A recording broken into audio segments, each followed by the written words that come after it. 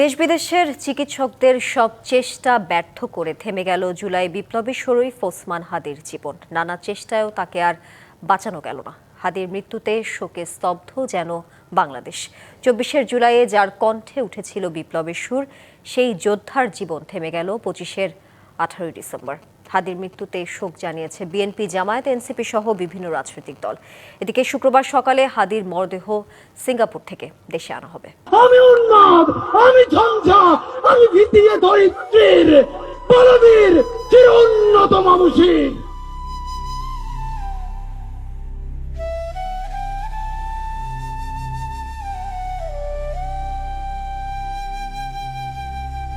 বিদ্রোহী কবির কবিতার মতোই ছিল ওসমান হাদির জীবন।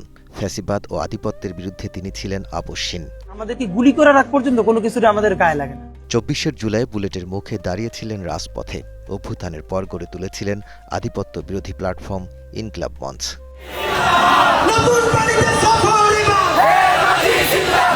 জুলাইয়ের পর কারো কারো জীবনযাপন এবং আর্থিক অবস্থার পরিবর্তন হলেও হাদি ছিলেন চালচলনে সাদামাটা। কোনো দলের টিকিট না নিয়ে স্বতন্ত্র প্রার্থী হিসেবে ঢাকা ৮ আসনে নির্বাচনের ঘোষণা দেন। চালাতে থাকেন প্রচারণা।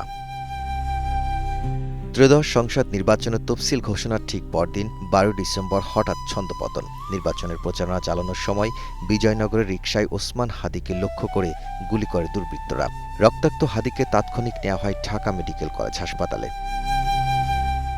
মাথায় গুলি লাগায় অবস্থা আশঙ্কাজনক বলে জানায় চিকিৎসকেরা। এরপর ঢাকা মেডিকেল থেকে পরিবারের ইচ্ছায় নেওয়া হয় এফআর কেয়ার হাসপাতালে। তারপর ১৫ ডিসেম্বর সরকারি খরচে এয়ার অ্যাম্বুলেন্সে ওসমান হাদিকে পাঠানো হয় সিঙ্গাপুরে। ভর্তি করা হয় সিঙ্গাপুর জেনারেল হাসপাতালে। হাদিকে বাঁচাতে চলে সিঙ্গাপুরের একদল বিশেষজ্ঞ চিকিৎসকের নানা চেষ্টা, অসংখ্য পরীক্ষা নিরীক্ষা। অবশেষে চিকিৎসকদের সব চেষ্টা ব্যর্থ করে থেমে যায় বিপ্লবী ওসমান হাদির জীবন। জুলাই বিপ্লবী হাদির মৃত্যু হলেও তার বিপ্লবের আলো হয়তো শেষ হবে না। শোষণ বঞ্চনার বিরুদ্ধে যেই আওয়াজ তুলেছিলেন, সেই আওয়াজ থাকবে যুগ থেকে যুগান্তর। আমি চপল হিন্দল, আমি তাই করি ভাই যখন চাহে মন যা, করি শত্রুর সাথে গলাগলি, দুই মৃত্যুর সাথে পাঞ্জা। Daud Khan, DBC news, Dhaka. আমি ভীতিয়ে দরিদ্রের